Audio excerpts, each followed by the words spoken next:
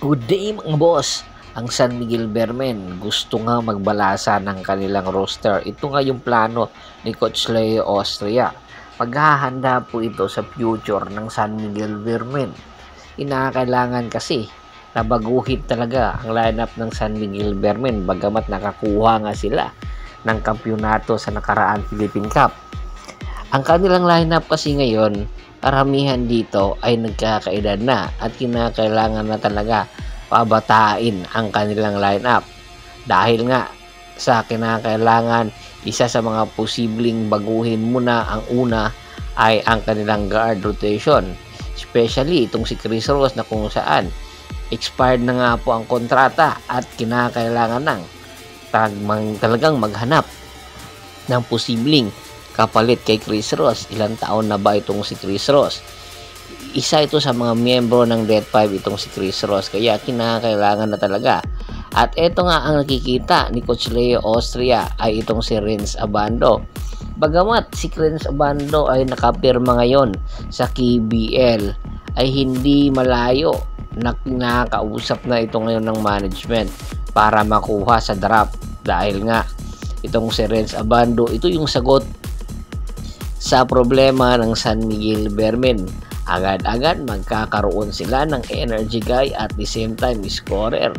Dahil nga ang kakayahan at kalidad na mayroon itong si Renz Abando ay hindi matatawaran. Kinakailangan na rin kasi ng San Miguel Beermen na ang serbisyo nitong si Renz Abando ay makuha.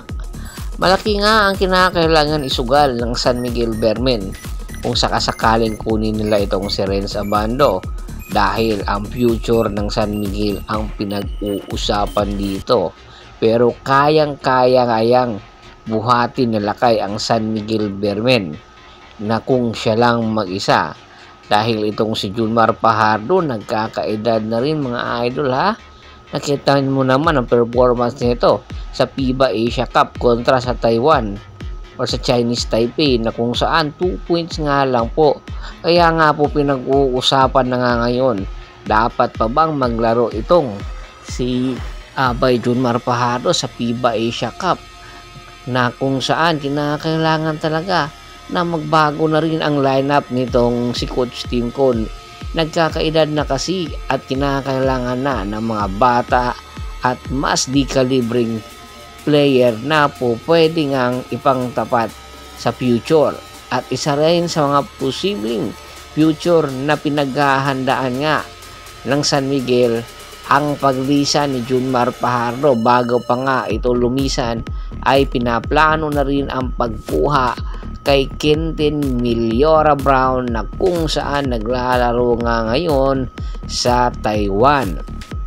Itong si Quintin Millora Brown, madami ang napahanga nito na naglaro ito sa University of the Philippines o UP at nakakuha ng kampyonato. Sa isang taon na pamamalagi nitong si Quintin Millora Brown sa UP ay talagang binago niya ang mukha ng UP at di katakataka na pag-interesan talaga ito ni Boss Al Francis Chua dahil sa kalidad at bata pa itong si Quintin Millora Brown. Kaya inaasahan ngayon pa lang ay planado na ang lahat sa posibleng pagpaplansya ng pagkuha nitong si Millora Brown. Ang kinakailangan lang ng San Miguel Beermen na makuha ang number 1 pick ng Terra Permagip, na kung saan ang nagmamay-ari nga ang Terra Permagip at ayon mismo sa Terra Permagip malaki ang kanilang plano kasi gusto nga nilang magpalakas. Naniniwala ka ba na magpapalakas ang Terra Permagip para makakuha ng kampyonato sa PBA? Hindi, dahil nagmamay-ari pa rin sila ng number 1 pick na kung saan ang makakakuha lang sa number 1 pick na ito ay ang SMC team, particularly ang San Miguel Beermen, na kung saan inaabangan nga ang pagpapalista nitong si Quintin Millora Brown anytime sa nasabing PBA Annual Rookie Draft. Hindi pa ngayon pero alam natin sa mga susunod na taon pag nakausap na ito ng San Miguel Management, tiyak makukuha ito ng San Miguel Bearmen. Ano sa tingin nyo? Sa dalawang player na pinag-uusapan natin ngayon, si Renz Abando at si Quintin Millora Brown, sino ang posibleng makuha talaga ng San Miguel Bearmen via trade or future picks?